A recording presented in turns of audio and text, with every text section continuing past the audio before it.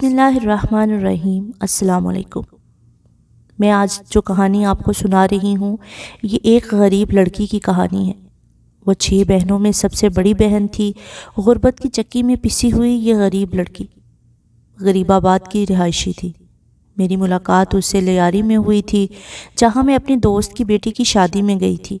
वो मेरी बराबर वाली कुर्सी पर बैठी थी। मुझे पहली नज़र में वो दुखी और खोई खोई सी लगी। मैं काफ़ी देर तक उसके चेहरे पे छाई हसरत और दुख को बगौर देखती रही। आखिर मुझसे सब्र ना हुआ और मैंने उसके अंदर का दुख जानने के लिए उससे गुफ्तगू का आगाज़ किया। सलाम और दुआ के बाद उसने अपना नाम सुंबल बताया। वो अच्छी खुश शक्ल थी। चेहरे के नक्शो निगार बता रहे थे कि कभी हम पर भी बहार थी। कुछ देर गपशप के बाद मैंने उसे बताया कि मेरा एक चैनल है जिस पे मैं कहानियाँ पढ़ती हूँ। मेरी बात पर वो खो सी गई। मौके की नज़ाकत देखते हुए मैंने उसको कुरेदा, सुंबुल, लगता है तुम्हारे अंदर भी कोई कहानी छुपी हुई है। हाँ, मेरी कहानी बहुत दर्द भरी है। क्या तुम मेरी कहानी सुनाओगी? ऑफ कोर्स, इस तरह तुम्हारे दिल का बोझ भी हल्का हो जाएगा। फिर सुंबल ने फ़ोन नंबर्स का तबादला करते हुए कहा, मैं जल्द ही आपके घर आऊँगी। 1 महीना गुजर गया। उस रोज़ उसका फ़ोन आया, आप घर पे हैं? मैं आ जाऊँ? आ जाओ, मैंने कहा। दोपहर तक वो मेरे घर पे मौजूद थी। लंच के बाद मैं सुंबल को अपने कमरे में ले गई। अब तुम आराम से मुझसे अपने दिल की तमाम बातें कह डालो। वो कुछ देर तक खामोश रही, फिर परेशानी से बोली, मुझे समझ नहीं आता मैं कहाँ से शुरू करूँ, किस ज़ुबान से बताऊँ कि मैं क्या हूँ। तुम रिलैक्स होकर सुकून से बताओ। ठीक है। मेरी बात से उसे हौसला मिला। उसने कहना शुरू किया, मेरे अब्बा लालू खेत में हलीम और चावल का ठेला लगाते थे। उनकी कमाई से अम्मा ने कमेटी डालकर एक छोटा सा घर खरीदा था। अम्मा अब्बा का बराबर से साथ देती। अम्मा के तले ऊपर 7 बेटियां हुईं। हर साल बेटे की आरजू में 7 बेटियों की पैदाइश के बाद अम्मा जोड़ों के मर्ज में मुब्तला हो गई। वो सारा दिन हाय हाय करती और हम बहनों को गालियों और कोसनों से नवाजती रहती। वक्त तेज़ी से गुजर गया। हम 4 बहनें जवान हो गईं तो महंगाई और गुर्बत से अब्बा की कमर और झुक गई। अब्बा दिन रात मेहनत करने से बीमार रहने लगे थे। रमज़ान के महीने में अब्बा का ठेला बंद रहता तो वो गली गली ठेले पर सब्ज़ी फ़रोख्त करते। उन दिनों रमज़ान ही थे। 15वें रोज़े को अब्बा घर से निकले तो उनकी तबीयत नासाज थी। उनके सीने में हल्का हल्का सा दर्द हो रहा था। उन्होंने मुझे बताया। मैंने और अम्मा ने उन्हें कहा कि मत जाओ, मगर वो जानते थे शाम का चूल्हा भी जलना है, इसीलिए वो ठेला लेकर निकल गए। शाम 5 बज गए, अब्बा नहीं आए। हम सब का रोज़ा भी था। वो ठेला लेकर आते तो हमारे लिए फल फ्रूट भी साथ लेकर आते। फिर रोज़े का भी टाइम हो गया था। हमने जैसे तैसे रोज़ा खोला। फिर रात हो गई। अम्मा पड़ोस में खाला सलीमा के घर गईं कि अब्बा के बारे में कुछ मालूम कर सके, क्योंकि उनके मियाँ भी सब्ज़ी का ठेला लगाते थे। रात 12 बजे गली में शोर उठा। तब हमें ये रूफर से खबर मिली कि अब्बा का एक्सीडेंट हो गया था और उनका जनाजा आया था। पूरा मोहल्ला इकट्ठा हो चुका था। हमारे घर में कोहराम मच गया था। 7 बेटियों का बाप दुनिया छोड़कर अपनी बेटियों को यतीम करके मनो मट्टी तले जा सोया था। कुछ रोज़ तक मोहल्ले वालों ने हमारी मदद की। फिर घर में फाकों की नौबत आने लगी। मैं सबसे बड़ी थी, चुनाचे मैंने अम्मा से कहा, मुझे और सोनिया को किसी फैक्ट्री में काम करने दें। अम्मा को भला क्या एतराज़ होता। उनकी खामोशी हमारे लिए इजाज़तनामा था। मैंने पड़ोस में हलीमा खाला से कहा कि मुझे और सोनिया को भी फैक्ट्री में काम दिला दें। उन्होंने हमें फैक्ट्री में लगवा दिया। वक्त का पहिया घूमता रहा। हम दोनों बहनें मेहनत से काम करते थे। कुछ रोज़ से मैं महसूस कर रही थी कि फैक्ट्री का सुपरवाइज़र मुझ में दिलचस्पी ले रहा है। मैं अपने काम से काम रखती थी, मगर सुपरवाइज़र यूसुफ मुझसे करीब होने के बहाने ढूंढता। एक दिन खाने के टाइम में उसने मुझे अपने कमरे में बुलाया। मैं डरते हुए गई। यूसुफ ने मुझे देखते ही पूछा, सुंबुल, आज तुम खाने में क्या लाई हो? सर, आलू पालक की तरकारी है।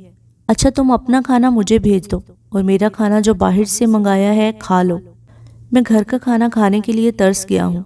मैंने अपना खाना यूसुफ को भेज दिया। इस तरह यूसुफ से राह और रस्म का आगाज़ हो गया। यूसुफ एक खूबसूरत और ऐसा पुरकशिश लड़का था जिसके लिए हर लड़की मुतलाशी होती है। वक्त के साथ साथ मुझे भी यूसुफ से लगाव हो गया। एक दिन मैं उसके कमरे में खाना देने गई। उसने मेरा हाथ पकड़ लिया। سنبل، تم مجھے بہت اچھی لگتی ہو، کیا ہم تم کہیں باہر مل سکتے ہیں؟ یوسف، تمہیں پتہ ہے میرے ساتھ میری بہن سونیا بھی ہوتی ہے۔ ارے تم سونیا کی فکر مت کرو، میرا دوست عاطف سونیا کو پسند کرتا ہے اور وہ دونوں بھی اکیلے میں باہر ملنا چاہتے ہیں۔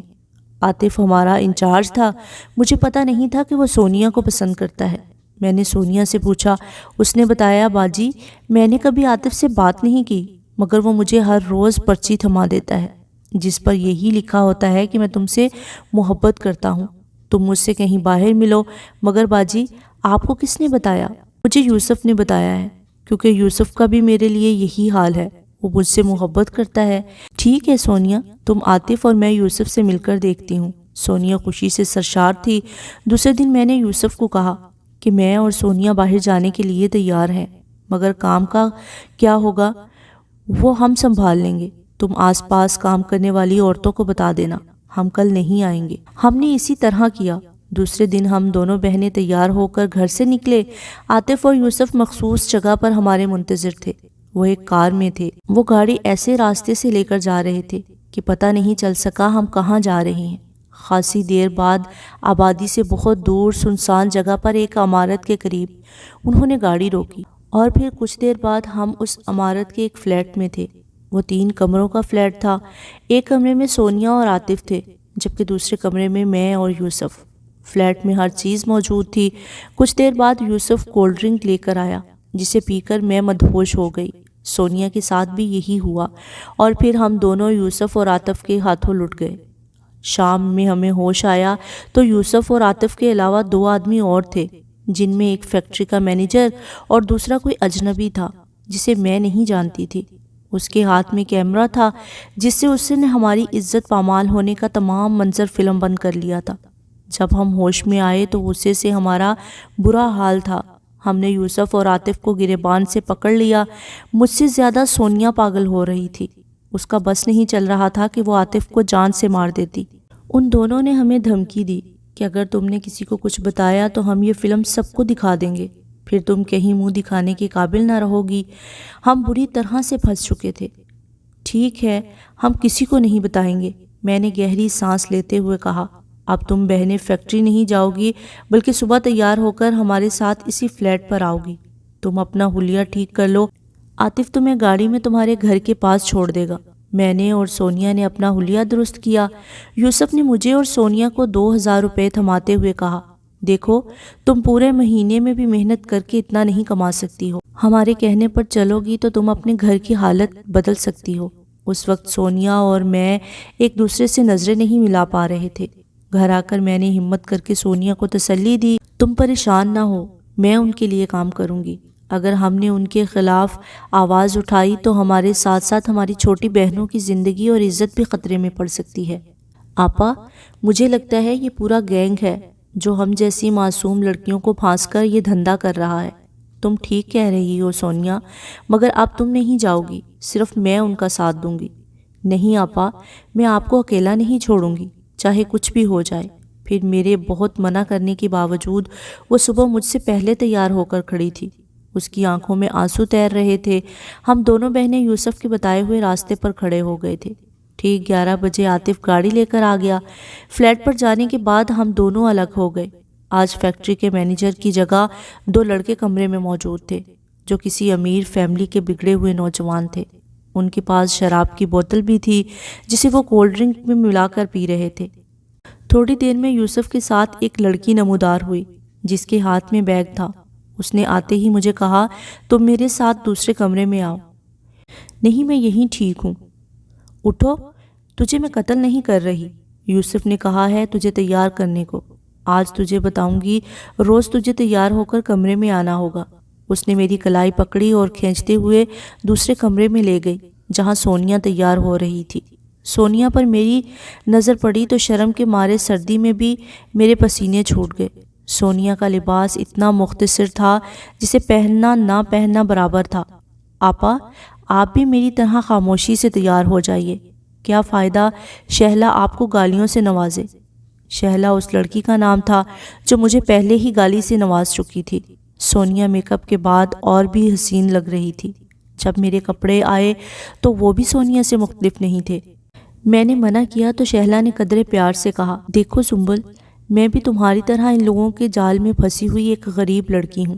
میری ماں ہسپتال میں زندگی اور موت سے لڑ رہی ہے، اسے کینسر ہے جس کا علاج بہت مہنگا ہے، اس لیے ذلت کی زندگی گزارنے پر مجبور ہوں۔ عزت سے پیسہ نہیں ملتا تو ہم جیسی لڑکیاں اپنے جسم کا سودا کر کے گھر کو چلانے پر مجبور ہو جاتی ہیں۔ اگر ہم نے یوسف کا کہنا نہ مانا تو وہ ہمارے منہ پر تیزاب پھینک کر ہمیں کہیں کا نہیں چھوڑے گا۔ میں نے 4 لڑکیوں کا انجام دیکھا ہے۔ باغی ہونے پر یوسف نے ان زندہ پر تیزاب ڈال کر انہیں موت کے گھاٹ اتار دیا۔ آج تک کوئی یوسف جیسے درندے کو پکڑ نہ سکا۔ یوسف اس گینگ کا سربراہ ہے، بڑے بڑے لوگ اس کے پیچھے ہیں۔ اس فلیٹ کے علاوہ اور بھی فلیٹس ہیں جہاں لڑکیاں دھندا کرتی ہیں۔ یہ تمام باتیں سن کر میرے حلق میں کانٹے پڑنے لگے۔ شہلا نے میری حالت کو دیکھتے ہوئے پاس رکھے جگ سے مجھے پانی کا گلاس پلایا اور تسلی دیتے ہوئے کہا کہ تمہیں میری جب ضرورت پڑے اس نمبر پر فون کر کے مجھ سے بات کر سکتی ہو، آہستہ آہستہ سب سمجھ جاؤ گی۔